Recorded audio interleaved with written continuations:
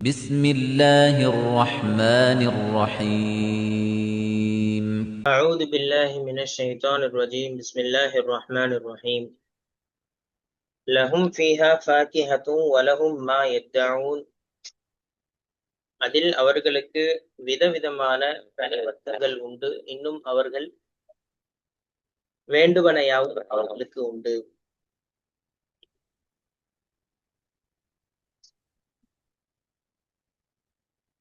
57வது ஆயத்து இது.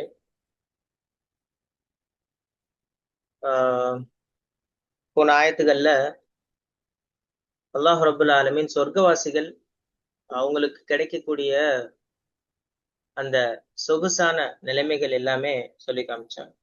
அதுவும் இல்லாம அவங்க எப்பயுமே அந்த தூய்மையான துணைவியர் அவர்களுக்கு அல்லாஹ் கொடுப்பான். அதுவும் இல்லாம அவர்கள் இதமான ஒரு நிழல்ல ஒரு ராஜ அரியாசனங்கள்ல அவங்க சாய்ஞ்சிட்டு இருப்பாங்க அப்படின்ற செய்தியெல்லாம் அல்லாஹ் சொல்லி காமிச்சாங்க. இந்த ஆயத்துல அந்த சொகுசு எல்லாத்தையும் தாண்டி அதுல அந்த சொர்க்கத்தில் இருக்கக்கூடிய கனி வர்க்கங்கள் மனிதனுடைய கற்பனைக்கு எட்டாத பல்வேறு விதமான விஷயங்கள் அவனுக்கு தடை இல்லாம அல்லாஹ் கொடுப்பான் அப்படின்ற செய்தி தான் இதுல வந்திருக்கு. லஹும் ஃபீஹா, அந்த சொர்க்கத்துல அவர்களுக்கு உண்டு அப்படின்னா அந்த லஹும் அப்படின்றது உடைமை அப்படின்னா அவர்களுக்கு உரியது அப்படின்றது. இப்போ சொர்க்கத்தில் உள்ள அவங்க நினைக்கிற விஷயங்கள் அவங்களுக்கு முழுமையாக சொந்தமாக ஆக்கப்படும். அதை யாரும் பறிக்கவும் அப்படின்னு சொல்லி நினைக்கவும் முடியாது. இல்ல ஃபாக்கிஹத்துன், கனிவர்க்கங்கள், பழங்கள். இந்த இடத்துல ஏன் பழங்களை பத்தி எல்லாம் சொல்றான் அப்படின்றது, ஏன் அந்த சாப்பாடுனா தாமுன்னு சொல்லியிருக்கலாம்ல அப்படின்ற ஒரு டவுட் கூட நமக்கு வரலாம். சோ தாம் அப்படின்னு சொன்னா நமக்கு சாப்பிடக்கூடிய அந்த அடிப்படை உணவுக்கு தான் தாமுன்னு சொல்லப்படுது. பாக்கிஹா அப்படின்றது அந்த பழங்கள் ஒரு டேஸ்டுக்காண்டி சாப்பிடப்படுறது. ஒவ்வொரு பழமும் ஒவ்வொரு விதமான டேஸ்டுகளை கொண்டிருக்கும். இப்ப சொர்க்கவாசிகளுக்கு பசி எடுக்காது சொர்க்கத்துல அப்படின்ற காரணத்தினால அவங்க சாப்பிடுற எல்லா சாப்பாடுமே ஒரு டேஸ்டுக்காண்டி தான். மற்றபடி அவங்களுக்கு வயிறு நிரம்பணுன்ற அவசியமும் அந்த இடத்துல இருக்க போவது இல்லை. சோ அதனால அல்லாஹ் சொல்றது ஃபாக்கிஹா, பழங்கள், கனி வர்க்கங்கள் அப்படின்னு சொல்லி அல்லாஹ் குறிப்பிட்டான். உலகும் மா எத்தாவும், அவர்கள் எதை கேட்கிறாங்களோ அதை அனைத்துமே. எத்தாவும் அப்படின்றது துஆன்ற வார்த்தையிலிருந்து வர்றது. துஆனா என்ன? கேட்கிறது. ஒரு மனிதன் தன்னுடைய தேவைக்காக வேண்டி இறைவனிடத்துல கையேந்தி கேட்கறதுக்கு துஆன்னு சொல்லி நம்ம சொல்றோம். இப்ப இதுக்கு ரெண்டு விதமான பொருள் சொல்றாங்க. அவங்க நாவால கேட்டாலும் சரி, அல்லது மனதால எதை ஆசைப்பட்டாலும் சரி, அதை அடுத்த செகண்டே அவங்களுக்கு கண்ணு முன்னாடி அது கொடுக்கப்படும். இது ஒண்ணு. இன்னொன்னு என்ன? சொர்க்கவாசிகள் எதை பார்த்து இது எனக்குரியது அப்படின்னு சொல்லி உரிமையா நினைக்கிறாங்களோ அது அவங்களுக்கு மறுப்பில்லாம கொடுக்கப்படும். நல்ல விஷயங்கள், அவங்க நல்ல விஷயங்களை எதை ஆசைப்படுறாங்களோ அது அவங்களுக்கு மறுப்பில்லாம கொடுக்கப்படும் அப்படின்ற ஒரு செய்தியும் அல்ல இந்த எத்தாவுன்ற வார்த்தைக்குள்ள வச்சிருக்கதாக நம்ம பொருள் கொள்ள முடியும். சோ இந்த ஆயத்துல எப்படி நம்ம புரியலாம்? தப்சீர்ல என்ன விளக்கங்கள் வருது அப்படின்னா, சொர்க்கத்துல இருக்கக்கூடிய பழங்கள், கனி வர்க்கங்கள் எல்லாம் உலகத்துல இருக்கிற பழங்கள் மாதிரி கிடையவே கிடையாது. அதுல இருக்கக்கூடிய அந்த கிளைகள் இந்த அரியாசனங்கள்ல சொர்க்கவாசிகள் சாய்ந்து கொண்டு அமர்ந்திருப்பார்கள் இல்லையா? அதுக்கு ஏத்த மாதிரி அந்த கனி வர்க்கங்கள் எல்லாம் அவங்க பறிக்கிற மாதிரி, உட்கார்ந்த இடத்திலேயே சாஞ்ச இடத்துல இருந்தே பறிக்கிற மாதிரி அவங்களுக்கு ரொம்ப எளிமையாக இருக்கும். ஒரு பழத்தை அவங்க பிச்சை அடுத்த செகண்டே இன்னொரு பழம் அதுல உண்டாயிரும், அதாவது முளைச்சிரும் அப்படின்னு சொல்லி சொல்றதை நம்ம பார்க்கிறோம். அதே மாதிரி உலகும் மா எத்தாவும், அவங்க உள்ளத்துல, சொர்க்கவாசிகளுடைய உள்ளத்துல ஏதோ ஒரு உணவை பற்றியோ ஏதோ ஒரு பொருளை பற்றியோ அவங்க நினைச்ச டைம்லயே அதை அவங்க நாவால சொல்றதுக்கு முன்னாடியே அது அவங்களுக்கு கிடைச்சிக்கும் அப்படின்ற ஒரு பொருளும் இதற்கு கொடுக்கப்படுறத நம்ம பாக்குறோம். இந்த உலகத்துல மனிதன் தேவைகளுக்காக, ஆசைகளுக்காக ஏங்கக்கூடிய ஒரு காட்சி தான் அதிகமாக இருக்கு. ஆனா எல்லா ஆசைகளுமே அவனுக்கு நிறைவேறுதா அப்படின்னு பார்த்தா இல்ல. பணம் இருந்தா ஆரோக்கியம் இருக்கிறது இல்ல, பொருள் இருந்தா அதை அனுபவிக்கிறதுக்கு நேரம் இருக்கிறது கிடையாது. ஆனா சொர்க்கம் அப்படின்றது மனிதனுடைய ஆசையுடைய லாஸ்ட் முற்றுப்புள்ளி. அதுல எந்த ஒரு தட்டுப்பாடு கிடையாது, வறுமை கிடையாது, விலை கிடையாது, அதே மாதிரி அதை தடுக்கிற ஆள் கிடையாது, நோய் கிடையாது, எந்த ஒரு பிரச்சனையுமே இல்லை.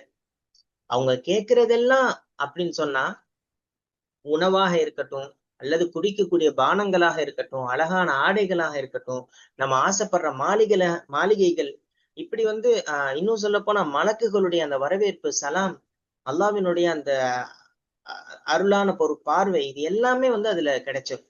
அவர்கள் கேட்பதெல்லாம் அப்படின்றது. அப்போ மனிதனுடைய அப்போ அந்த சொர்க்கத்தினுடைய மனிதர்கள் ஆசைப்படுற அந்த ஆசைகளுக்கு எந்த ஒரு எல்லையுமே கிடையாது. முழுமையான சுதந்திரத்தோட அவங்க எதை வேணா அனுபவிக்கலாம் அப்படின்னு சொல்லி இதற்கு விளக்கம் கொடுக்குறாங்க.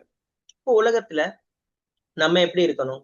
தற்காலிகமா சில விஷயங்கள்ல நம்ம பற்று வச்சிருப்போம், ஆர்வம் வச்சிருப்போம். அதுல இருந்து கொஞ்சம் விடுபட்டு, அதுல இருந்து நம்ம தவிர்ந்துகிட்டு, அவனுடைய சட்ட திட்டங்களுக்காக அவன் எப்படி நம்மள வாழ சொல்லி இருக்கிறானோ அந்த மாதிரி வாழ்ந்து, நம்ம உள்ளத்துல இருக்கக்கூடிய ஆசைகள், அது எல்லாமே ஓரளவுக்கு நம்ம தியாகம் செய்யணும். ஏன்னா தவறான ஆசைகள் நிறைய மனிதனுக்கு வந்து கிரியேட் ஆகும்.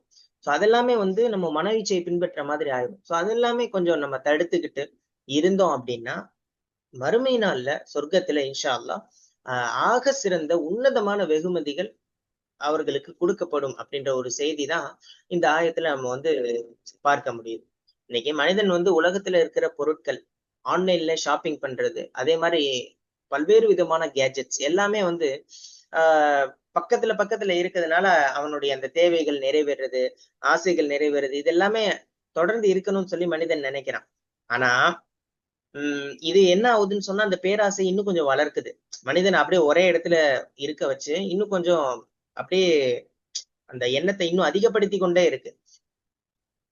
ஆனா ஆஹ் மனிதனுடைய எல்லா ஆசைகளுமே ஏமாற்றம் இல்லாம முழுமையாக நிறைவேற ஒரே இடம் சொர்க்கம் மட்டும்தான். இன்னைக்கு நம்ம பார்க்கலாம், நம்ம உட்கார்ந்து இருந்த இடத்திலேயே எல்லாமே நமக்கு வந்து பக்கத்துல இருக்கணும்னு சொல்லி நமக்கு ஒரு ஆசைகள் இருக்கும். இப்போ இது எடுக்கணும், அதை எடுக்கணும் அப்படின்னா எஞ்சி போயிட்டு போயிட்டு வர்றதுக்கு நமக்கு ஒரு மாதிரி டென்ஷனா இருக்கும். அல்லது வந்து ஒரு இடத்துக்கு போயிட்டு வர்றது, ஒரு பொருள் நமக்கு வேணும்னு நினைக்கிறது, இது எல்லாமே ரொம்ப தூரத்துல இருந்தா ஒரு மாதிரி இருக்கும், டென்ஷனா இருக்கும். அப்போ இது வந்து உலகம் அப்படிதான் இருக்கும். மறுமை நாள்ல நம்ம ஆசைப்படுறது எல்லாமே நினைச்ச உடனே கிடைச்சிரும், டக்குன்னு எல்லாமே நம்ம அனுபவிக்கலாம் அப்படின்ற ஒரு செய்தியை இதுல நம்ம வந்து இந்த வசனம் உணர்த்துறதா நம்ம வந்து பாக்குறோம். இப்போ அதே மாதிரி இன்னைக்கு உலகத்துல எப்படி ஆச்சு, நம்ம ஏரியால எப்படி ஆச்சு, நம்ம ஊர்கள்ல எப்படி ஆச்சு அப்படின்னா, பொருளாதார தட்டுப்பாடு, பசியினால, விலைவாசி உயர்ந்து போறதுனால கோடிக்கணக்கான பேர் அவதிப்படுறாங்க. இதெல்லாம் நம்ம வந்து பார்க்க முடியும். நம்ம ஊர்லயே, நம்ம இருக்க பகுதிகளே பார்க்க முடியும். ஒரு உணவே வாங்கணும்னாலும் பெரிய விலை கொடுத்து வாங்குற மாதிரி ஆச்சு. சில இடங்கள்ல வந்து கம்மியாக இருக்கலாம். ஆனா வந்து ஒரு பொதுவான ஒரு இதுல வந்து நம்ம பாக்குறோம். அப்போ சொர்க்கத்துல இந்த பற்றாக்குறை அப்படின்ற ஒரு விதியே கிடையாது. அதெல்லாம் வந்து எல்லாமே இலவசமாக தடை இல்லாம கேட்ட உடனே கிடைக்கிற மாதிரியான ஒரு விஷயத்த வந்து தர்றான் அப்படின்னா, அது ஒரு நமக்கு ஒரு ஆறுதலாக இருக்கு. இந்த உலகத்துல எவ்வளவு பேர் அனுபவிக்க முடியாம தவிக்கிறாங்க. காசு இருந்தா அதை அனுபவிக்க முடியல. அப்படியும் அல்லாஹ் வந்து சில பேரை சோதிச்சிடுறான். ஸோ இப்ப எளிய மக்கள் உடல் நல்லா ஆரோக்கியமா இருக்கும், எல்லாமே இருக்கும். ஆனா சாப்பிடுறதுக்கு காசு இருக்காது, கஷ்டமா இருக்கும், எல்லாமே நிலைமைகள் ரொம்ப மோசமாக இருக்கும். அப்படி இருக்கிற முக்மின்களுக்கு அல்லாஹ் சொல்லக்கூடிய ஒரு ஆறுதல் தான், இங்கதான் உங்களுக்கு வறுமை, வறுமை நல்ல வறுமை என்பது உங்களுக்கு கிடையாது சொர்க்கத்துல, அப்படி ஒரு விதியே கிடையாதுன்றத அல்லாஹ் வந்து சொல்லி காமிக்கிறான். அதே மாதிரி மனிதன் இன்னைக்கு உலகத்துல பார்த்தா மனோ இச்சைய மனசு சொல்றபடி கேட்கணும்னு சொல்லி தொடர்ந்து மனசு தூண்டிக்கிட்டே இருக்கு. மனிதன் அப்படியே அதே மாதிரி பின்பற்றி போற மாதிரி ஒரு நிலைமையும் ஏற்படுது. ஹராமான வழிகள்ல நம்ம இன்பத்தை தேடிக்கணும், சந்தோஷத்தை தேடிக்கணும் அப்படின்னு சொல்லி எல்லாம் ஆசைப்படுறாங்க. ஆனா இந்த உலகத்துல அல்லாஹ்வுக்காண்டி நம்ம ஆசைகளை கட்டுப்படுத்தி கஷ்டப்பட்டு நம்ம வருமானங்கள் எல்லாம் ஹலாலாக்கி ஹலாலான முறையிலேயே வாழ்ந்து அந்த மாதிரி மரணிக்கிற ஒரு மனிதனுக்கு மறுமை நாள்ல சட்டப்பூர்வமாக தூய்மையான முறையில எல்லா விஷயங்களுமே அவனுக்கு நிறைவேற்றி வைக்கப்படும் அப்படின்னு சொல்லிட்டு ஒரு ஆறுதலையும் அல்லாஹ் வந்து இந்த ஆயத்துல நமக்கு சொல்லி தர்றான். அதே மாதிரி மனுஷன் இன்னைக்கு நினைக்கிறது என்ன, எல்லாமே நமக்கு வந்து முழு சுதந்திரம் இருக்கு. ஆனா என்ன ஆகுது, சட்டம், சமூகம், அதே மாதிரி உடல்நலம் குறைவு, இது எல்லாமே தடைகளா வந்து அவன் ஆசைகளை அனுபவிக்க முடியாம தடுக்குது. உதாரணமா பார்க்கலாம்ல, சுகர் வந்தவங்க ஃப்ரூட்ஸ் கூட அவங்களால சாப்பிட முடியாத மாதிரி ஒரு நிலைமை. என்ன, ஃப்ரூட்ஸ் சாப்பிட்டோம்னா சுகர் அதிகமாயிரும், சோ சொர்க்கத்துல இந்த ஒரு நிலைமை கூட கிடையாது. நோய் கிடையாது, முதுமை கிடையாது, தடைகள் கிடையாது, உடல் நல பிரச்சனை கிடையாது. ஒரு அசல் சுதந்திரம், அசல் நிம்மதி, உண்மையான சுதந்திரம் இது எல்லாமே கிடைக்கும் அப்படின்ற ஒரு செய்தியை நம்ம வந்து இந்த ஆயத்துல புரிஞ்சு கொள்ள முடியும். கேட்கறதெல்லாம் கிடைக்கும் அப்படின்னு சொன்னா சொர்க்கத்துல வந்து அந்த தீமைகளான எண்ணங்கள், அசுத்தங்கள், அதே மாதிரி மத்தவங்களுக்கு தீங்கு விளைவிக்கிற அந்த ஆசைகள், இது எல்லாமே மனிதனுடைய அந்த உள்ளத்திலே இடம் இருக்காது. ஏன்னா சொர்க்கம் போறதுக்கு முன்னாடியே மனிதர்களுடைய உள்ளத்திலிருந்து அந்த குரோதங்கள், பாவ எண்ணங்கள், இது எல்லாமே அல்லாஹ்வினால் தொடச்சு எரிஞ்சிரும் அல்லாஹ். சுத்தமான உள தூய்மையோட தான் அங்க வந்து சொர்க்கத்துல போக முடியும் அப்படின்ற ஒரு செய்தியும் இதுல நம்ம வந்து விளங்கிக் கொள்ளலாம். வாக்கியா இந்த இதான் அந்த இப்ராஹிம் அலைஹிஸ்ஸலாம் துவா கேட்டிருப்பாங்க. யாரெல்லாம் முதல் வந்து இந்த இந்த நகரத்தை பாதுகாப்பாக ஆக்கி வை என்ன, இந்த ஊர் மக்களுக்கு சூர பக்கரால பழங்களை கொடு, பழங்களை உணவுகளை நல்ல உணவுகளை கொடு அப்படின்னு, மூமீன்களுக்கு கொடுங்க அப்படிம்பாங்க. எல்லாம் சொல்லுவான், சரி நான் மூமீன்களுக்கும் இல்லை எல்லாருக்கும் நான் கொடுக்குறேன் சிறிது காலம். அது வரும், அது கண்டினியூஸா. பழங்களை பத்தி துவா கேட்கறாங்க. அல்லாஹ் கேட்டதெல்லாம் இப்ராஹிம் அலைஹிஸ்ஸலாம் கேட்டதெல்லாம் நிறைவேற்றி வச்சான். அந்த சமராத்துன்னு வந்திருக்குல்ல, ரப்பனா ரப்பிஜால் ஹாதா பலதன் ஆமினா வர்சுக் அஹ்லஹு மின சமராத்துன்னு வருது. சமராத்துனாலும் அது ஃப்ரூட்ஸ் தான். சமராத்துக்கும் பாக்கியாக என்ன வித்தியாசம்? டிஃபரன்ஸ் ஒரு சின்ன இதா தான் இருக்கும். ஆனா வந்து சொர்க்கத்துக்கு பயன்படுத்தும் போது ஃபாக்கிஹான் பயன்படுத்தப்படுது. அது பார்த்தோம்னா தெரியும். பாக்கியா பாத்துருவோமா? நல்ல கொஸ்டின். இங்க வந்து பழங்கள் தான், அதுவும் பழங்கள் தான் இல்லைங்களா? சமராத் கேட்டாங்க. இப்போ சமராத் பழங்கள்னு கேட்பாங்க. அந்த மக்கா மதினா போனவங்களுக்கு உங்களுக்கு தெரிஞ்சிருக்கும். என்ன அங்க பாத்தீங்கன்னா எல்லா பழங்களும் கிடைக்கும். அத்திப்பழத்துல இருந்து நம்ம ஊர்ல கிடைக்காத பழங்கள்லாம் நிறைய கிடைக்கும். என்ன ஸோ ஆனா எல்லா சீசனல் ஃப்ரூட்ஸ் கிடைக்குமா என்னன்னு தெரியாது. என்ன ஓகே, இப்போ வாக்கியாவுக்கு என்ன வித்தியாசம்னா, வாக்கியா வந்து பேரிச்சம்பழம் மற்றும் மாதுளை அவற்றை தனித்து வந்து, வாக்கியானா அரபி மொழியிலும் மற்றும் மரங்கள் மற்றும் தாவரங்களின் விளைச்சல். அப்சியில் என்ன சொல்றாங்கன்னா, மகிழ்ச்சியா சுவைக்க இன்பத்திற்காக உண்ணப்படும் பழங்கள், ரொம்ப ஹாப்பியா இருந்து சாப்பிட்றதுக்காக. இது தஃபக்கஹா இந்த வார்த்தையில வந்துச்சு. இது மகிழ்ச்சி அடைதல், சுவைத்து மகிழ்தல். ரொம்ப ஹாப்பியா சாப்பிடும்போது ரொம்ப சந்தோஷமா சாப்பிடுறது. என்ன சில சாப்பாடு, சில பழங்கள் சாப்பிட்டா புளிக்கும் கண்ணை, அது சில பேருக்கு பிடிக்கணும்னு வச்சுக்கோங்களேன். இந்த பழங்கள் வந்து எல்லாருமே மனிதர்கள் சுவைத்து மகிழ்ந்து உண்ணும் கனிகளே. சமராங்கிறது வந்து அனைத்து வகையான விளைச்சல்கள் எல்லாத்தையுமே. சமராத்னா காய்கறியா இருக்கலாம், வெண்டைக்காய், அரிசி, நெல். இது வந்து பசிக்கா ஒன்ற தானியங்கள், கோதுமை, விலங்குகள் ஒன்றது எல்லாமே பாக்கியா அப்படின்னு சொல்றாங்க. So sorry சமராங்கிறாங்க. ஸோ பேரிச்சம்பழம் பாக்கியாங்கிறது வந்து பொதுவாக குறிட்டு மீண்டும் பேரிச்சம்பழம் மாதுளை தனியாக கூப்பிட்றாங்க சொல்லுவாங்கல்ல. ஸோ பேரிச்சம்பழம் பசியை போலக்கூடும். நமக்கு என்னன்னா பாக்கியாங்கிறது வந்து அது சாப்பிடும் போது ரொம்ப ஹாப்பியா சாப்பிட்ற, சந்தோஷமா சாப்பிட்ற பழம். சமராத்துங்கிறது வந்து நம்ம பசிக்காக சாப்பிட்டாகணும். ஸோ அதான் ரெண்டு வித்தியாசம். ஆனால் கேட்ட மாதிரி இந்த சமராத் எல்லாம் நல்லா கொடுக்குறாங்க. மக்கால வந்து எந்த உணவுக்கும் பஞ்சம் கிடையாது, எந்த பழங்களுக்கும் பஞ்சம் கிடையாது. ஸோ அங்க பாத்தீங்கன்னா சீசன் கிடையாது சொர்க்கத்துல. இங்க வந்து நமக்கு மேங்கோ சீசன்ல தான் மேங்கோ வரும், மாம்பழம். சில பழங்கள்லாம் வந்து இந்த வெள்ளரிக்காய், வெள்ளரி பழம் எல்லாம் வந்து இந்த தர்பூசணி எல்லாம் வெயில் காலத்துல தான் கிடைக்கும் இல்லைங்களா? அங்க வந்து எப்போ எது வேண்டாலும் நமக்கு கிடைக்கும். ஸோ இப்போ மாம்பழம் வேணும், நல்ல ஒரு சுவையான மாம்பழம் வேணும்னா நல்ல மாம்பழத்தை கொடுத்துருவோம் கையில வந்து. ஸோ நமக்கு வந்து இப்போ ஒரு அத்திப்பழம் வேணும், ஒரு சப்போட்டா பழம் வேணும், நல்ல ஒரு இனிப்பா சுவையா. கிடைக்குமா சிங்கப்பூர்ல? கிடைக்கும். நொங்கெல்லாம் கிடைக்கும். ஆனா ஊர்ல கிடைக்கிற மாதிரி இருக்கும். அது நுங்கு அப்படியே முழுசாவே இருக்கும். நம்ம வெட்டிக்கணும். என்ன அங்க சில கடைகள்லயே வரும். சூப்பர் மார்க்கெட்ல எல்லாம் வந்துருச்சு. இப்போ உலகம் ஃபுல்லா எக்ஸ்போர்ட் பண்றாங்க. இந்தியால இருந்து மத்த நாடுகள் இருந்து எக்ஸ்போர்ட் பண்றாங்க. ஆனா இங்க வந்து அந்த மாதிரி ஊர்ல இருக்கிற மாதிரி அந்த அந்த இளநொங்குங்கிறது வந்து பார்க்க முடியாது. கொஞ்சம் அழுத்தமா இருக்கும். ஏன்னா இளநொங்கு வந்து பேக் பண்ணி அனுப்ப மாட்டாங்க.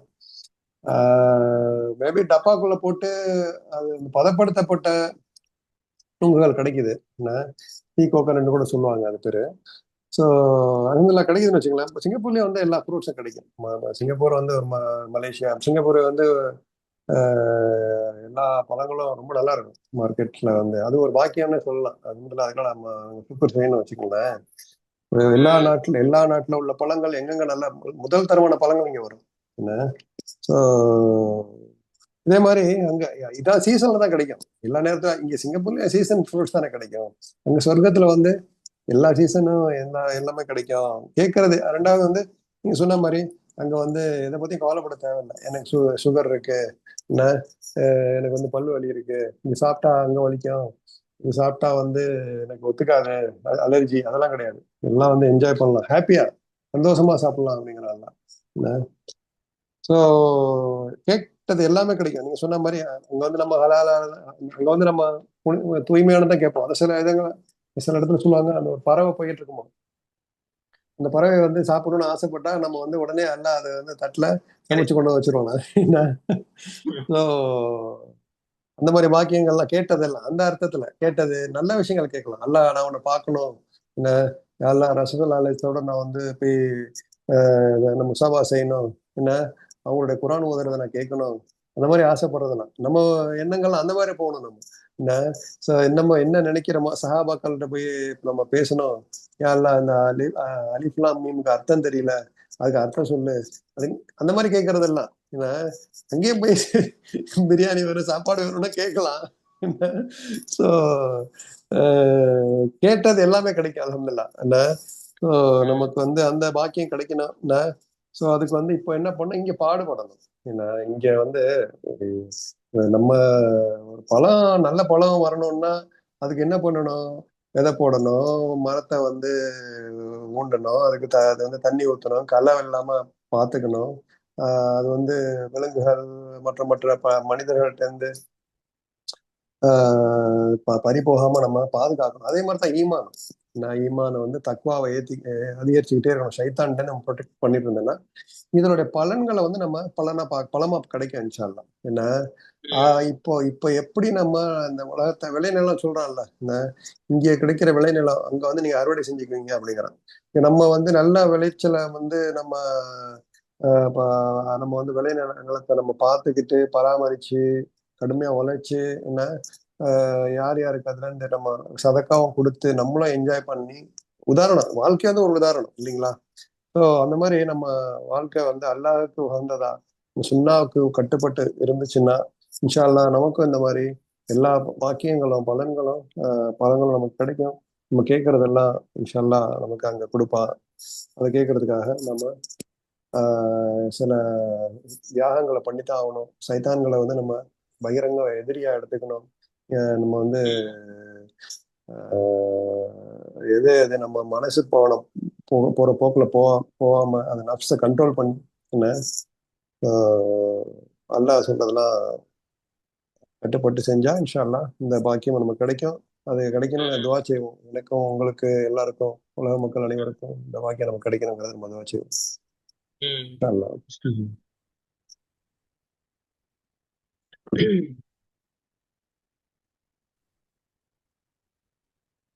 சலாமுன் கௌலம் மிர் ரப்பிர் ரஹீம். அவர்களை நோக்கி நிகரற்ற அன்புடையோன் இரட்சகனின் சொல்லாக சாந்தி உண்டாகுக என்று கூறுதல் உண்டு. 58வது ஆயத்து. போன ஆயத்துல எல்லாம் வந்து சொர்க்கவாசிகளுக்கு கனி வர்க்கங்கள் உண்டு, அதே மாதிரி அவங்க நாவால கேட்கறது, மனதால ஆசைப்படுறது, எல்லா தேவையுமே அல்லாஹ் வந்து நிறைவேற்றி வைக்கப்படும் அப்படின்னு சொல்லி காமிச்சான்.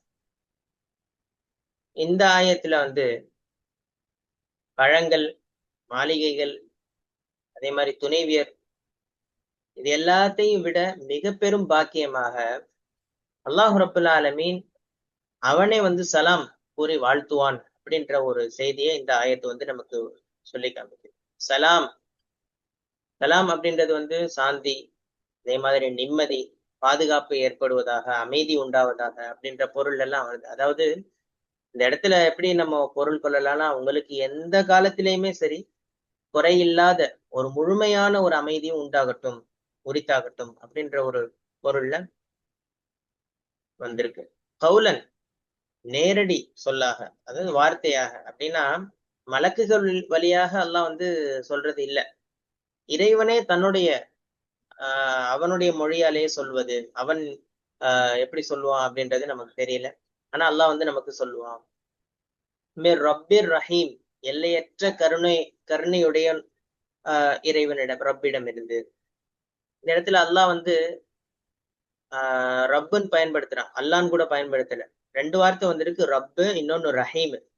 2 முக்கியமான பெயர்களை அல்லாஹ் வந்து பயன்படுத்துறான். அதாவது என்ன அர்த்தம் இதுக்கு?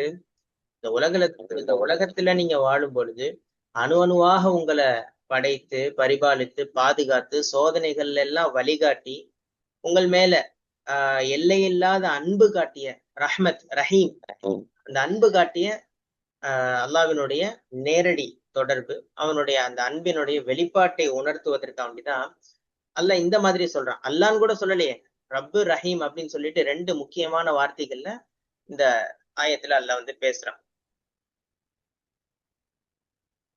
இப்ப சொர்க்கவாசிகள் அவங்களுடைய இன்பங்கள்ல சில ஹதீஸ்கள்ல கூட வந்திருக்குன்னு நினைக்கிறேன்.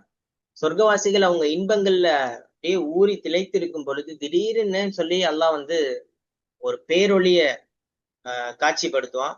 அவங்க அண்ணாந்து பார்க்கும் பொழுது ரப்புல் ஆலமீன் அவங்களுக்கு முன்னாடி காட்சி தருவான் அப்படின்ற ஒரு செய்தியும் வந்திருக்கதை நம்ம வந்து பாக்குறோம். அப்போ இந்த உலகத்துல ஒரு சாதாரண மனிதனுக்கு ஒரு நாட்டினுடைய தலைவர் அல்லது ஒரு அரசர் நேரடியா வந்து வாழ்த்து சொன்னாலே அவனுக்கு அவ்வளவு சந்தோஷமா இருக்கும். அப்படி இருக்கும் பொழுது ஒட்டுமொத்த பேரண்டம், இந்த உலகத்தினுடைய அதிபதி அல்லாஹ் ரப்புல் ஆலமீன் அற்பமான அடியார்கள், ஒண்ணுமே இல்லாத அடியார்கள், அந்த முஃமின்களை பார்த்து அல்லாஹ் வந்து தனிப்பட்ட முறையில சலாம் சொல்றான் அப்படின்னா மனிதன் யோசிக்கவே முடியாத, அவனுடைய கற்பனைக்கு எட்டாத ஒரு மிகப்பெரிய கௌரவம், அதே மாதிரி அங்கீகாரம் இறைவன் மூலமாக வழங்கப்படுது அப்படின்றத இந்த ஆயத்துல நம்ம வந்து புரிஞ்சு கொள்றோம். சலாம் அப்படின்னு சொன்னா இனி உங்களுக்கு எந்த காலத்திலையும் மரணம் கிடையாது, நோய் கிடையாது, கவலை கிடையாது, சொர்க்கத்தை விட்டு எப்படி சொல்றது நீங்கிறது கிடையாது. அதே மாதிரி அதுல ஒரு விதமான எந்த ஒரு பிரச்சனையுமே உங்களுக்கு ஏற்படாது. அப்ப நீங்க என்றென்றுமே பாதுகாக்கப்பட்டவர்கள், நிம்மதியாக இருப்பவர்கள் அப்படின்ற ஒரே வார்த்தை தான் அதை உள்ளடக்கிய இதுதான் சலாம் அப்படின்றத தஃசீர்ல விளக்கம் கொடுக்குறாங்க. சோ சொர்க்கத்தினுடைய அந்த கனிகள், மாளிகைகள், அதெல்லாமே உடலுக்கு ஒரு சுகம் தருது அப்படின்னா ரப்பினுடைய சலாம் அப்படின்ற ஒரு வார்த்தை நம்மளுடைய உள்ளத்திற்கு மிகப்பெரிய ஒரு ஆனந்தத்தை தரும். இன்ஷா அல்லாஹ் சொர்க்கத்துல அல்லாஹ் நமக்கு அப்படி ஒரு வாய்ப்பை தரணும்.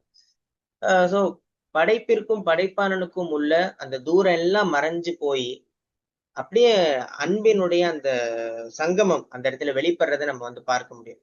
அல்லாவும் அந்த அடியார்களும் சலாம் கூறி அல்லாஹ்வினுடைய வாழ்த்தை பெறக்கூடிய ஒரு காட்சியை சொர்க்கத்துல அல்லாஹ் தர்றதாக இதுல வந்து சொல்லி காமிக்கணும்.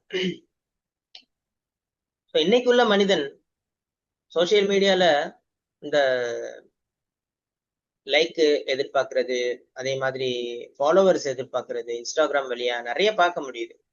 அதே மாதிரி சமுதாயத்துல நிறைய பேருடைய பாராட்டுதல், அதே மாதிரி அங்கீகாரம், என்னைய வந்து இவங்க மூலியமா நான் வந்து ட்ரெண்ட் ஆயிரும், இவங்க மூலியமா பெரிய ஒரு இடத்துல வந்துடணும் அப்படின்னு சொல்லி எல்லாம் மனிதன் அவனுடைய அந்த அங்கீகாரத்தை நோக்கி அலையக்கூடிய ஒரு காட்சியை பார்க்க முடியுது. அந்த மனிதனுடைய பாராட்டு எல்லாமே தற்காலிகமானவிதான், அதே மாதிரி சுயநலம் சார்ந்தவை. ஒரு ஒரு பெரிய ஆள் இருக்கிறாரு, அவர் இன்ஸ்டாகிராம்ல அவருக்கு கீழே வந்து கிட்டத்தட்ட எவ்வளவோ மில்லியன் கணக்குல ஆள் இருக்கிறாங்கன்னா அவங்க என்ன நினைப்பாங்கன்னா இவரை வச்சு நம்ம என்ன இது பண்ணலாம், மில்லியன் கணக்குல ஃபாலோவர் இருக்கிறவன் அவங்களுக்கு ஏற்கனவே வந்து நிறைய இது இருக்கும். சோ அப்ப இந்த இன்னொரு ஆள் வந்து ஏமாந்து போய் கடைசியில நிக்கிற மாதிரியான ஒரு காட்சி. என்னன்னா அவங்கவுங்களுடைய அந்த சுயநலம் அது சார்ந்த விஷயங்கள் தான் வெளிப்படும்.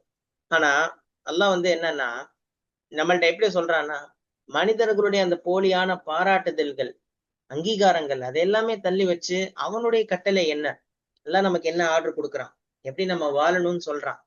சோ அந்தபடி நீங்க வாழ்ந்தீங்கன்னு சொன்னா அல்லாஹ்வினுடைய நேரடி வாழ்த்து இருக்குல்ல, அது உங்களுக்கு கிடைக்கும். இன்னைக்கு கிடைக்கக்கூடிய அந்த போலியான அங்கீகாரங்கள், அதை நம்பி நீங்க போயிட வேண்டாம்.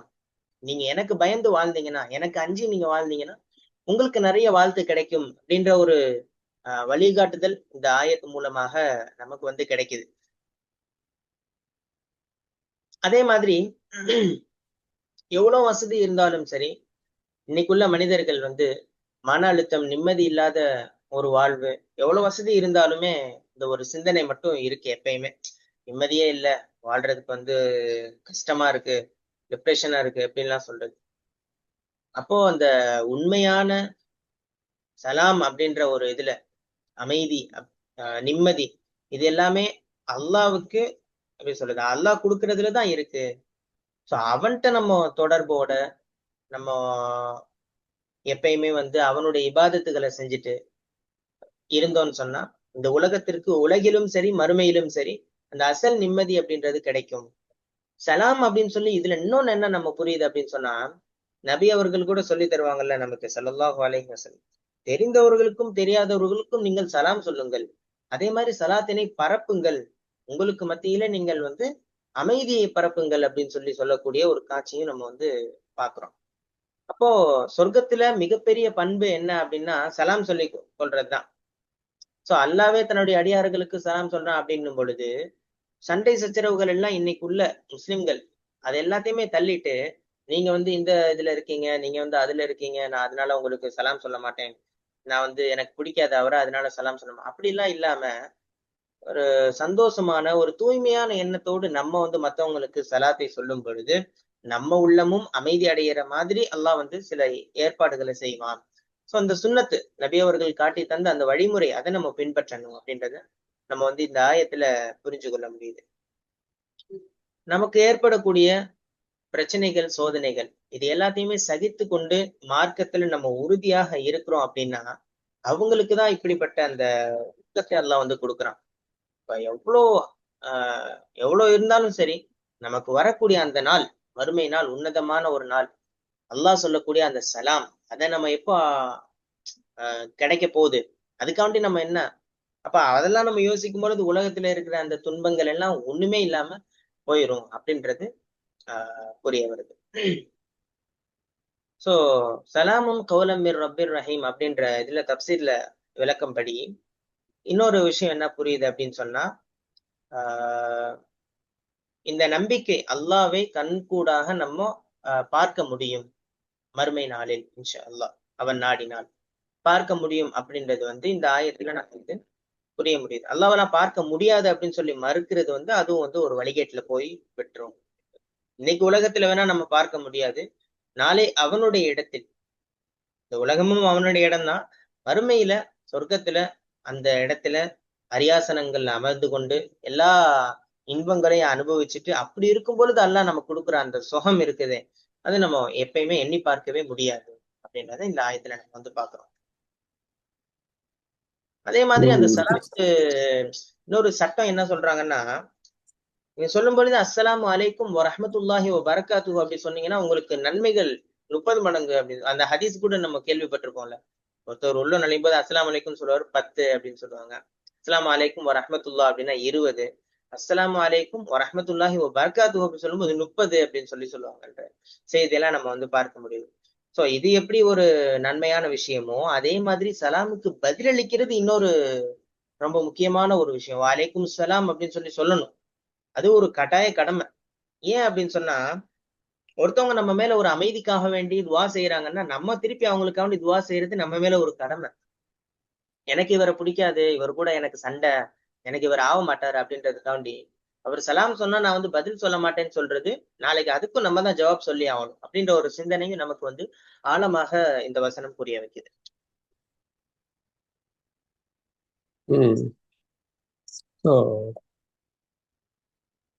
சாந்தி ரட்சகனிடமிருந்து தான் நம்ம இப்போ நம்ம ஒரு பாஸ் கம்பெனில ஒர்க் பண்றாங்க, இல்லை ஒரு நமக்கு மேல யாரோ இருக்காங்க, அவங்க வந்து சலாம் சொல்லிட்டா நமக்கு எவ்வளவு சந்தோஷமா ம் இருக்கும் என்ன.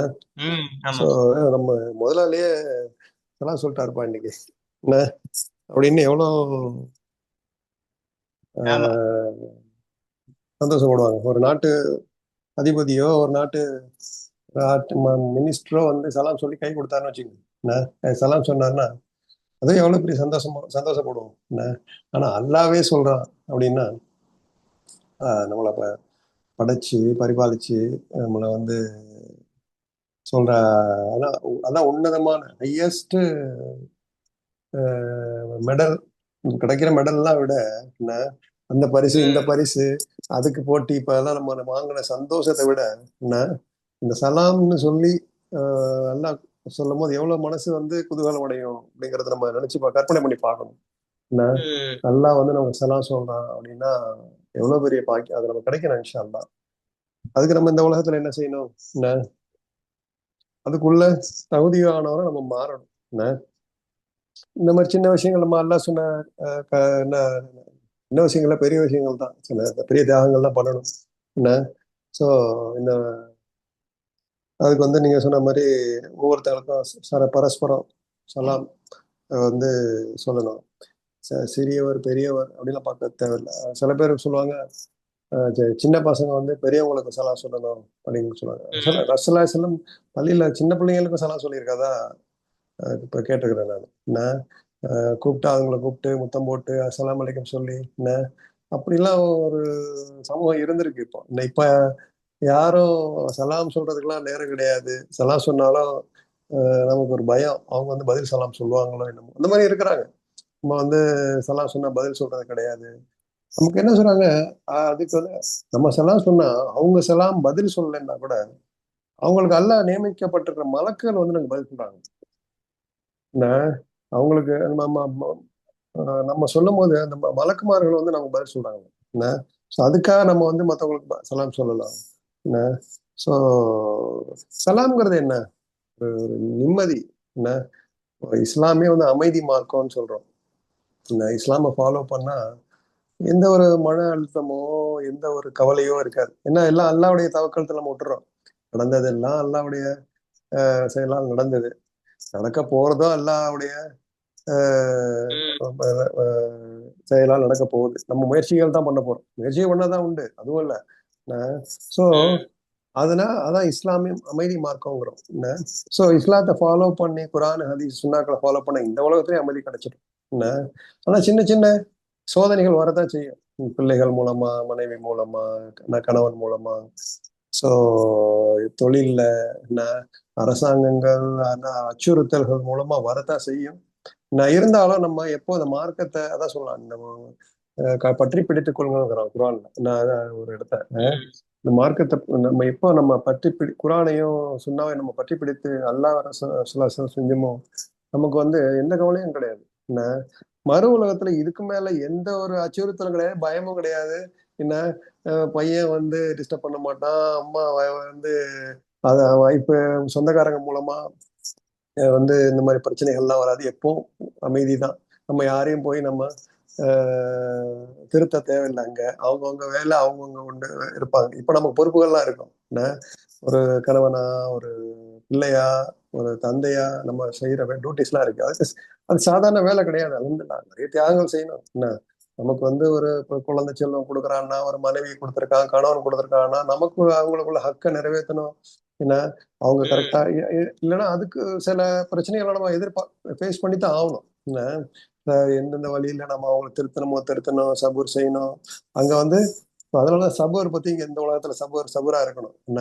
அங்க சபூருக்கு வேலையே கிடையாது சொர்க்கத்துல என்ன. பிரச்சனை இருந்தா தானே சபூரா இருக்கிறதுக்கு என்ன. நம்ம கேட்கறது எல்லாம் எல்லாம் கொடுத்துருவோம் இன்ஷா அல்லாஹ். ஸோ நம்ம என்ன பண்ணோம், அந்த சலாம் வந்து நாம அனுபவிக்கணும்னா நம்ம வந்து மற்றவங்களுக்கு சலாம் சொல்லணும். சலாம் மட்டும் அஸ்ஸலாமு அலைக்கும் சொல்லிட்டு என்ன, எல்லா திருவாளியத்த வேலைன்னு சொல்லுவாங்க என்ன. அது வந்து மற்றவங்க பேசுறதெல்லாம் சலாம் சொல்லிட்டு செய்யறதெல்லாம் ஏதோ படிக்கிறது ராமாயணம் இடிக்கிறது பெருமா கோயில் ஏதோ ஒரு பழமொழி இருக்குன்னு நினைக்கிறேன் சலாம்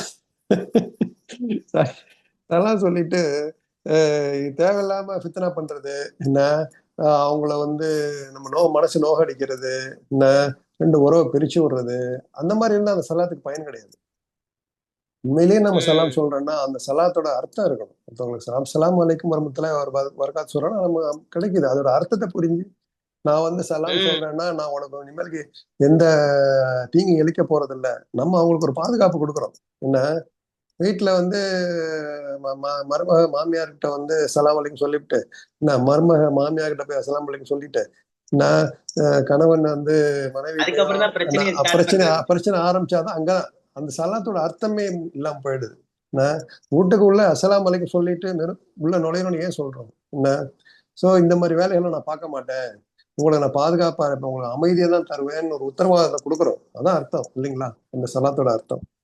அதை விட்டு பிரச்சனைகள் எதனால உருவாகுது? நான் நல்லா கொலை ஃபித்னா வந்து கொலை செய்யறதோட பெரிய குற்றம் சொல்றாங்க.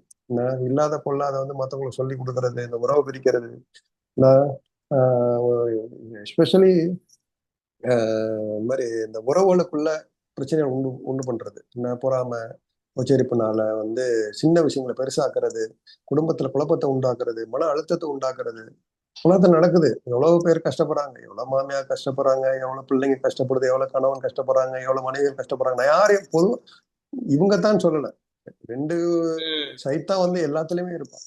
பெண்கள் தான் அப்படி, ஆண்கள் தான் அப்படின்னு சொல்ல முடியாது. சில வீட்டுல ஆண்கள் பிரச்சனையா இருப்பாங்க, சில வீட்டுல பெண்கள் பிரச்சனையா இருப்பாங்க.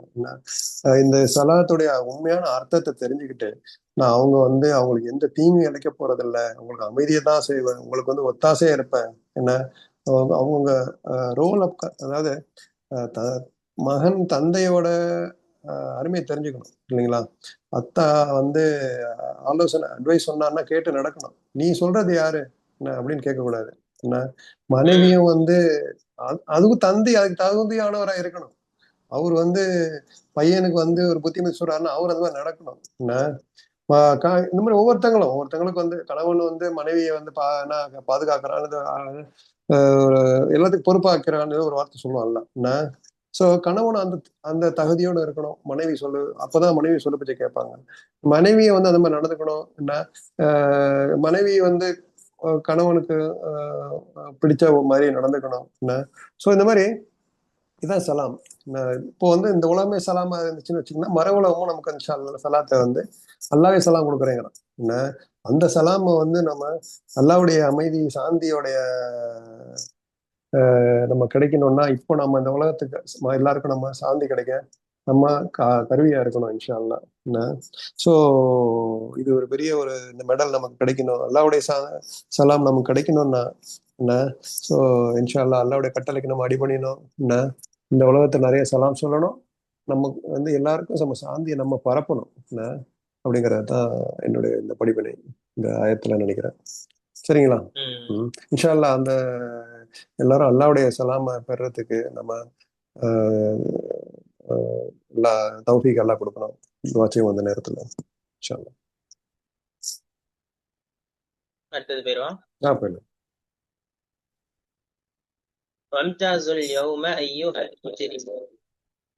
மேலும் குற்றவாளிகளே, இன்றைய தினம் நீங்கள் நல்லோரிலிருந்து பிரிந்து விடுங்கள் என்று கூறப்படும். சோ 55 இருந்து 58 வசனம் வரை இந்த ஆயத்து வரைக்கும் அல்லாஹ் சொர்க்கவாசிகள் அவர்களுக்கு அனுபவிக்கக்கூடிய விஷயங்கள் எல்லாமே அல்லாஹ் வரிசையா சொல்லிச்சுட்டு அத ஒரு பேரானந்தமான காட்சியெல்லாம் அல்லாஹ் வந்து சொல்லி காமிச்சான். சோ இந்த 59வது ஆயத்துல இருந்து அந்த நல்லவர்களோடு சேர்ந்து இருந்த பாவிகள், முஷ்ரிக்குகள், நயவஞ்சகர்கள், உங்களுக்கான அந்த வேதனைக்குரிய நேரம் வந்துருச்சு. சோ விசுவாசிகள், இறை முஃமின்கள், அவர்களை விட்டு நீங்கள் முற்றிலும் தனியாக பிரிந்து நில்லுங்கள் அப்படின்னு சொல்லி அல்லாஹ் அந்த நரகவாசிகளுடைய அந்த இதை வந்து ஸ்டார்ட் பண்றான். வம்தாசு அப்படின்னா நீங்கள் பிரிந்து விடுங்கள், அதாவது தனித்து நில்லுங்கள். தமீஸ் அப்படின்ற ஒரு வார்த்தை அதுல இருந்துதான் வந்திருக்கு. அப்போ ஒன்னோடு ஒண்ணு கலந்து இருக்கிற வேறுபட்ட பொருள் அப்படின்னு கூட நம்ம எடுக்கலாம். அத கொஞ்சம் கொஞ்சமா பிரிச்சு தனித்தனியா ஒதுக்குறதுக்கு பேரு தான் இந்த மும்தாசு அப்படின்னு சொல்லி அல்லாஹ் பயன்படுத்துறோம். அல்யௌம் இன்றைய தினம், அது நமக்கு தெரியும் மறுமை நாள். ஸோ இந்த எல்லாமே முடிவுக்கு வந்த அந்த நாள்ல ஐயுஹல் முஜ்ரிமூன் குற்றவாளிகளே அப்படின்னு சொல்லி அல்லாஹ் வந்து சொல்றான். அப்போ இந்த இடத்துல அவங்களுடைய பேரையும் அல்லாஹ் வந்து சொல்லல, மனிதர்களே அப்படின்னு சொல்லல.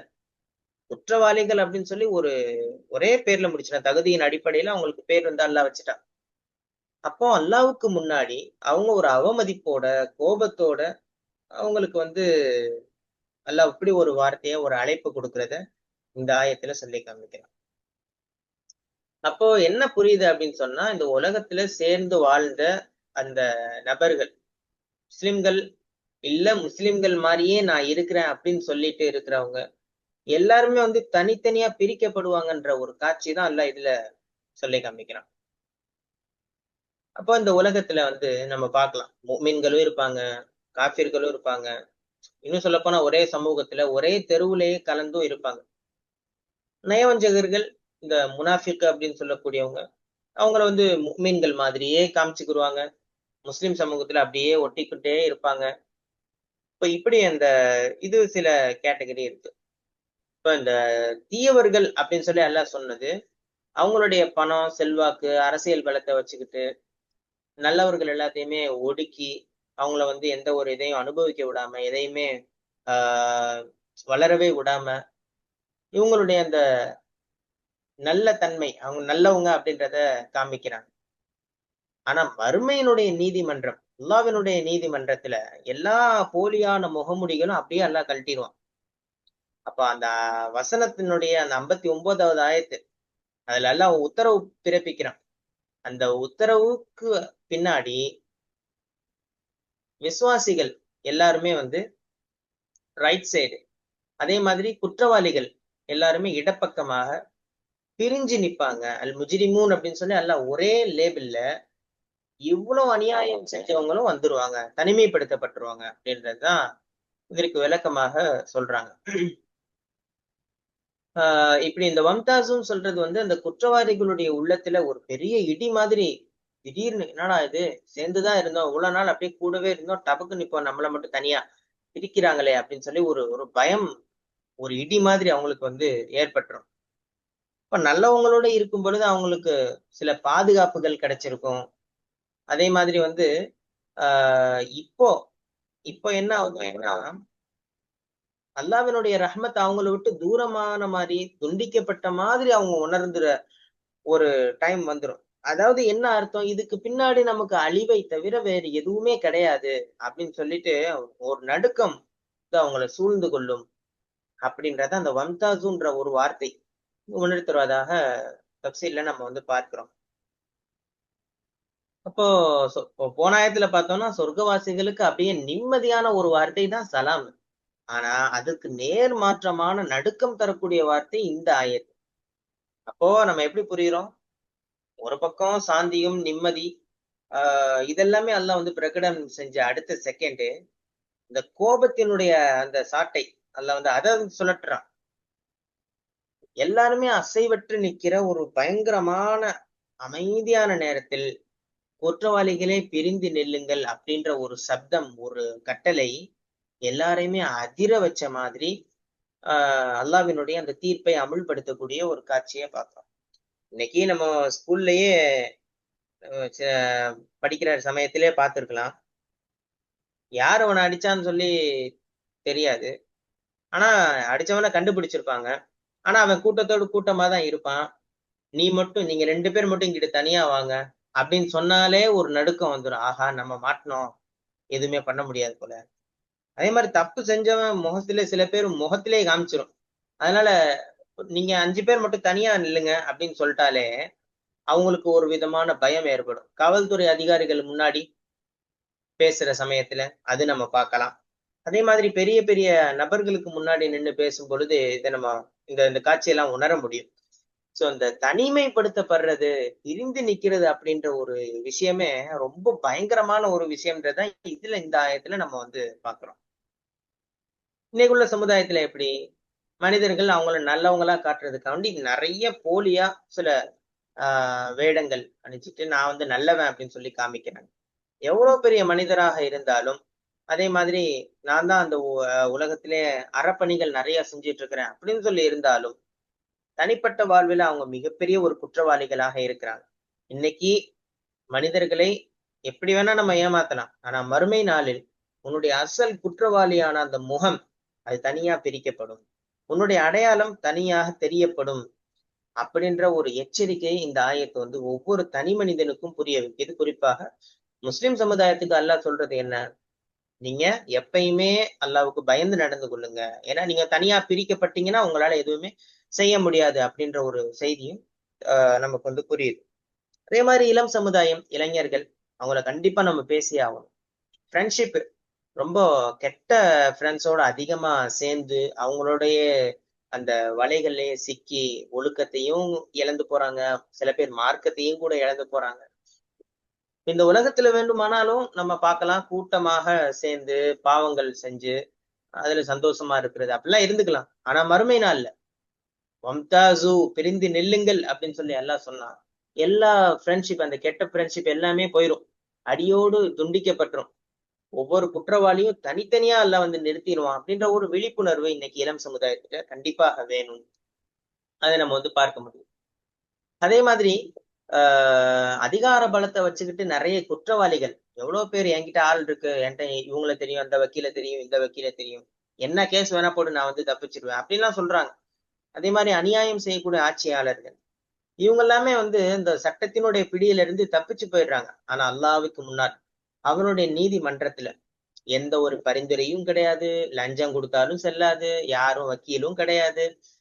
அப்படிலாம் இருக்கும் பொழுது முஜிரிம் அப்படின்னு சொல்லி அல்லாஹ் சொன்ன அந்த முத்திரை அது குத்தப்பட்டுருச்சு அப்படின்னு சொன்னா நரக குழியின் பக்கம் தான் அந்த மனிதன் தள்ளப்படுவான் அப்படின்ற ஒரு நீதமான ஒரு படிப்பினை இந்த ஆயத்துல வந்து நமக்கு வந்து தெரிய வருது. அப்போ நம்ம மறுமை நாள்ல அஸ்ஹாபுல் ஜன்னா சொர்க்கவாசிகளோடு நம்ம சேர்ந்து இருக்கணும் அப்படின்னு சொன்னா அது நம்ம சொர்க்கவாசிகள் யாருன்னு சொல்லி நமக்கு வந்து தெரியாது.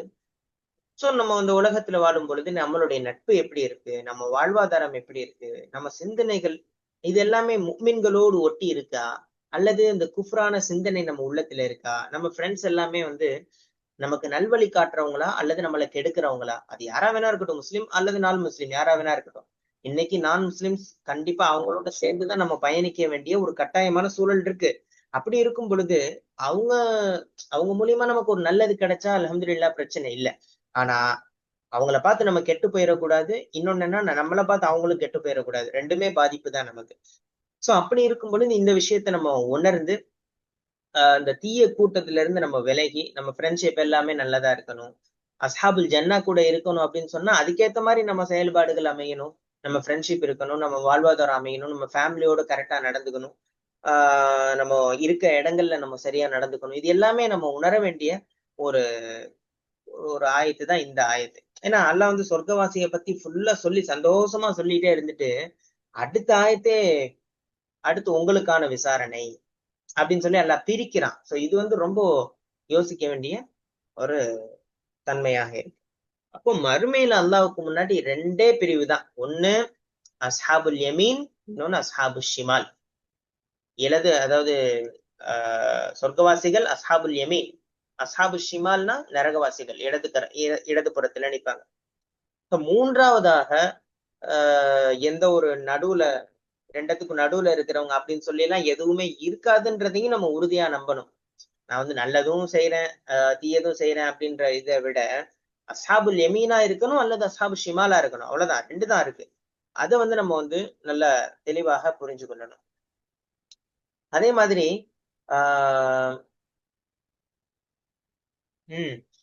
பாவம் செய்யக்கூடிய குற்றவாளிகள், ஒருத்தன் தப்பு செய்யறான், நிறைய மிஸ்டேக்ஸ் பண்ணிட்டே இருக்கிறான், அதே மாதிரி மார்க்கத்தை கிண்டல் பண்றான் அப்படின்னும் பொழுது தேவையில்லாத அந்த நட்பை வந்து நம்ம வளர விடக்கூடாது. அவங்கள்ட்ட எல்லாம் அதை வந்து குறைச்சுக்கணும்.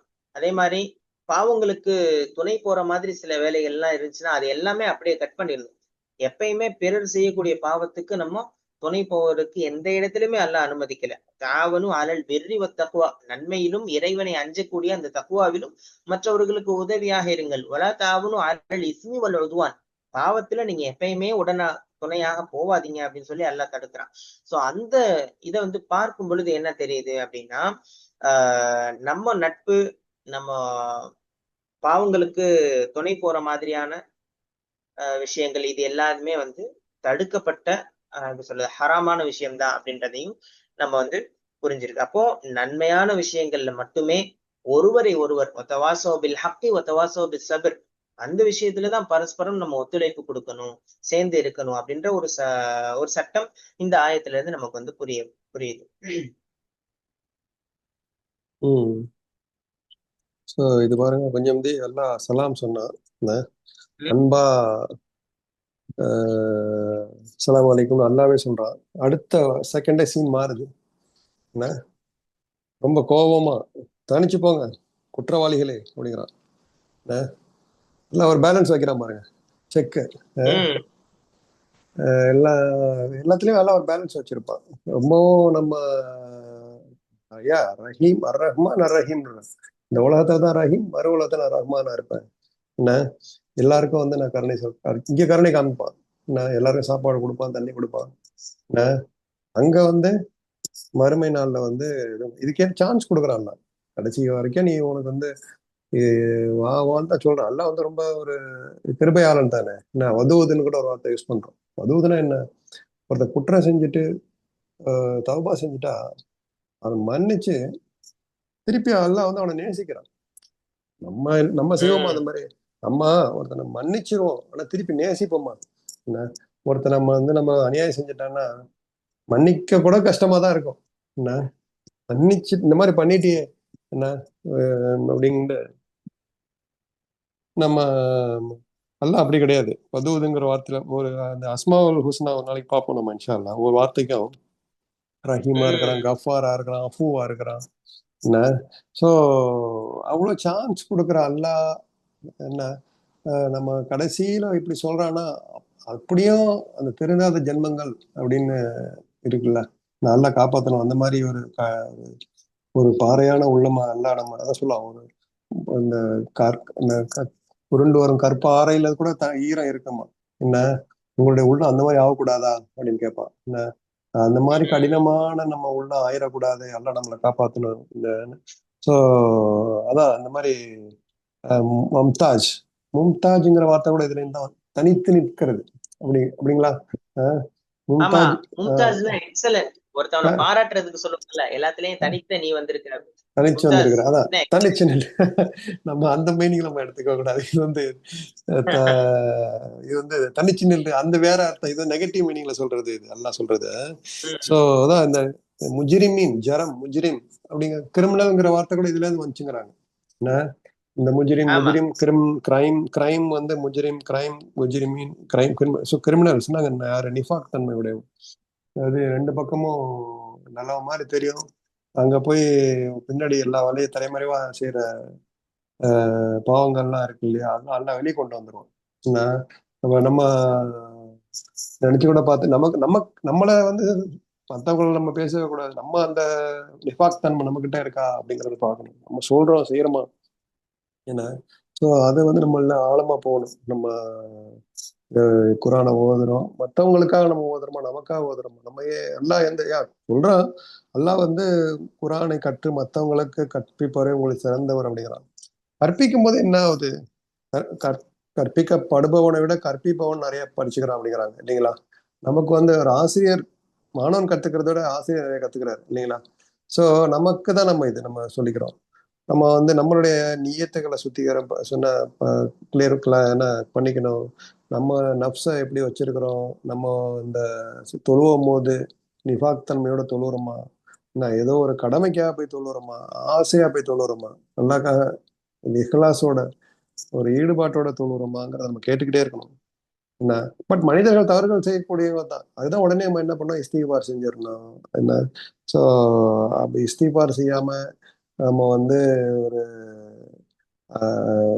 அப்படியே விட்டுட்டு போனாதான் இந்த மாதிரி சுச்சுவேஷன் வரும். என்ன ஸோ அதுக்கு தான் நம்ம என்ன பண்ணோம், நல்லவர்களோட சொல்லுவாங்க பூவோட சேர்ந்த நாரும் மணக்கம் அப்படின்னு என்ன தமிழ்ல.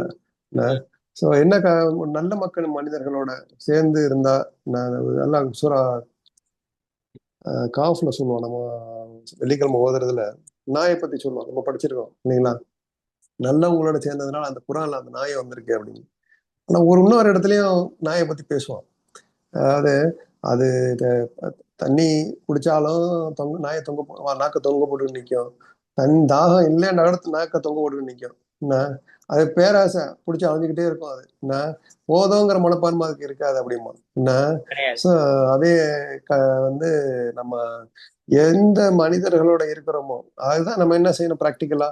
இப்போ வந்து இந்த மாதிரி குரானை கேட்கறது, நிறைய இப்போ நம்ம கையில ஆன்லைன்ல நிறைய விஷயங்கள்லாம் எல்லாம் சொல்றாங்க. ரெண்டாவது வந்து ப்ராக்டிக்கலா நம்ம நேரம் ஒதுக்குறது, உம்ரா போறது, மேபி தப்லீக் போறது கூட ஒன்னு 2 நாள் போறது நல்லதான் இருக்குது. நான் ஒரு தடவை போயிருந்தேன், ஒரு 3 நாள் போயிருந்தேன். என்ன அங்க போகணும்னா கரெக்டா தொழுகிறோம், என்ன தஹஜ்ஜுதுக்கு எந்திரிக்கிறோம், என்ன ஸோ இது நல்லவர்களோட தொடர்பு, என்ன அங்க வந்து குரானை வாசிக்கப்படுது, என்ன எல்லாத்தையுமே நம்ம வந்து சொல்ல முடியாது. சில சில விதத்துக்கெல்லாம் இருக்கதான் செய்யுது. நம்ம நல்ல விஷயங்களே பார்க்கணும். எதுலையுமே வந்து நல்லதா இருக்கும் கெட்டதா இருக்கும்னு வச்சுக்கோங்களேன். ஸோ நம்ம நல்ல விஷயங்களை எடுத்துக்கிட்டு நல்லவங்களோட நம்ம இருந்தா நமக்கு இந்த நம்ம வந்து தீயர்களோட போக மாட்டோம். என்ன ஸோ நமக்கு வந்து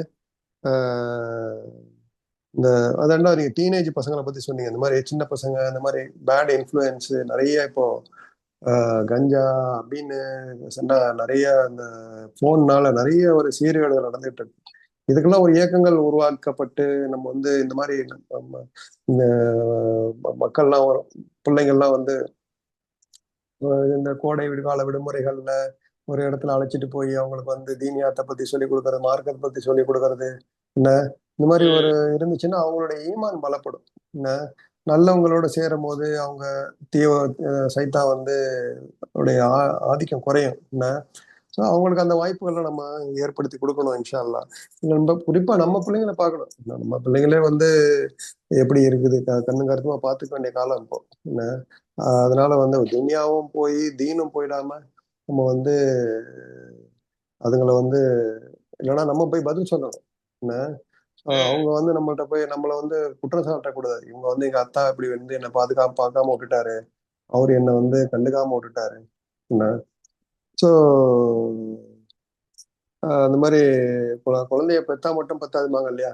நான் பிள்ளை குழந்தை இருக்கிறதா சொல்றேன். நான் அதனால வந்து நிறைய பேசிக்கிட்டு இருக்கேன். உங்களுக்கு நீங்க வந்து இன்னும் உங்க குழந்தைலாம் வரல இல்லையா. ஸோ ரொம்ப கவனமா வளர்க்க வேண்டிய நாள் இப்போ.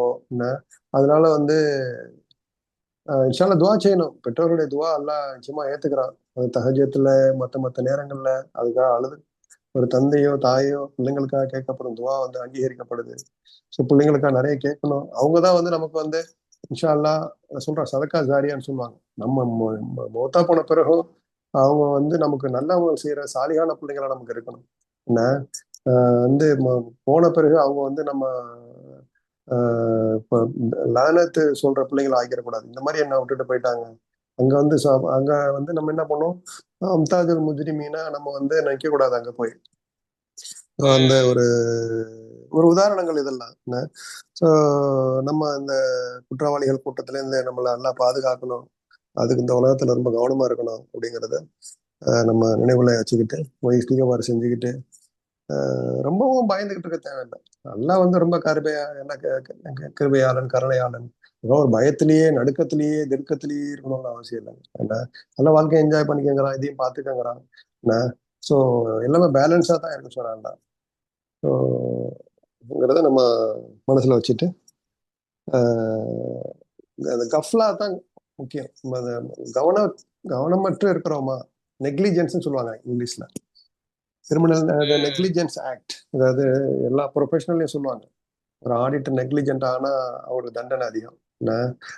நெக்லிஜென்ஸா இந்த ஒரு கவனக்குறைபாடோட நம்ம இருக்கும்போது தான் பிரச்சனை. அதுதான் கவனமா நம்ம கொடுக்குற பொறுப்புகளை நிறைவேற்றிட்டா நம்ம அல்லா கிட்ட போய் நம்ம சொல்லிடலாம், அல்லா நான் வந்து இதெல்லாம் நான் வந்து என்னால் முடிஞ்ச அளவுக்கு நான் வந்து ரொம்ப கவனமா செஞ்சுட்டேன். நான் அதை கேட்டுக்கிட்டே அந்த கவன குறைவை ஏற்படுத்துறாம எல்லாம் சொல்லுவாங்க, நீங்கள் செய்பவற்றை அல்லா பாராமுகமானவதாக இல்லை அப்படின்னு தமிழ்ல அவர் சொல்லுவாங்க. கஃப்லாவாக இல்லை அல்லா அப்படிங்கிற அது அல்லாவுடைய ஒரு ஒரு அஸ்மா இல்லைங்களா. என்ன ஸோ சொல்லிக்கிட்டே இருப்பான். நம்மளும் வந்து அதுல நம்ம உதாரணம் எடுத்துக்கணும். நம்ம வந்து கொஞ்ச நேரம் கவனக்குறைபாடு விட்டுட்டோம்னு வச்சுக்கோங்களேன், என்ன பண்ணுவோம். அதான் குரானே அன்னைக்கு ஒரு ஆபீஸாட்ட பேசிக்கிட்டு இருந்தேன். குரானே வந்து மனப்பாடம் பண்ணிக்கிட்டு நம்ம ரிவைஸ் பண்ணலன்னு வச்சுக்கோங்க, மறந்து போயிருமோ. என்ன ரசலாசன் சொல்லியிருக்காங்களா, குதிரையை வந்து ஒட்டகத்தை கட்டி போட்டு வச்சுக்க, இல்லை அது பாட்டு போயிடும். மத்த பிராணிகள் அது வீட்டுக்கு வந்துடுமா? என்ன நாய் பூனை அந்த மாதிரினா கூட வீட்டுக்கு வந்துடுமா? ஏன் ஒட்டகத்தை ரசலாசன் உதாரணமா சொல்லியிருக்காங்கன்னா, ஒட்டகம் போனா திரும்பி வராது. என்ன ஸோ அந்த மாதிரி எல்லாம் வந்து நம்ம அந்த கவனக்குறைபாடு இல்லாம நம்மளை எல்லாம் பாதுகாக்க நமக்கு வந்து நல்ல தௌஃபீக் செய்யணும். நம்மளும் முயற்சி செஞ்சா எல்லாம் வந்து நம்மளை வந்து நேர்வழியில எல்லாம் செலுத்துவான். ஸோ நம்மெல்லாம் அல்லாட்ட சலாம் கூற பெற மக்களா இருக்கணும். மம்தாஜ் தெரிஞ்சு நில்லுங்க அப்படிங்கிற ஒரு கோபமான ஒரு கட்டளைய காதுக்கு எடுத்து கேட்கலாம். நம்ம கேட்கக்கூடாது. அந்த குற்றவாளிகள் கூட்டத்தில் நம்ம நிற்க கூடாதுங்கிறத இப்ப நம்ம வாட்சிவோம்.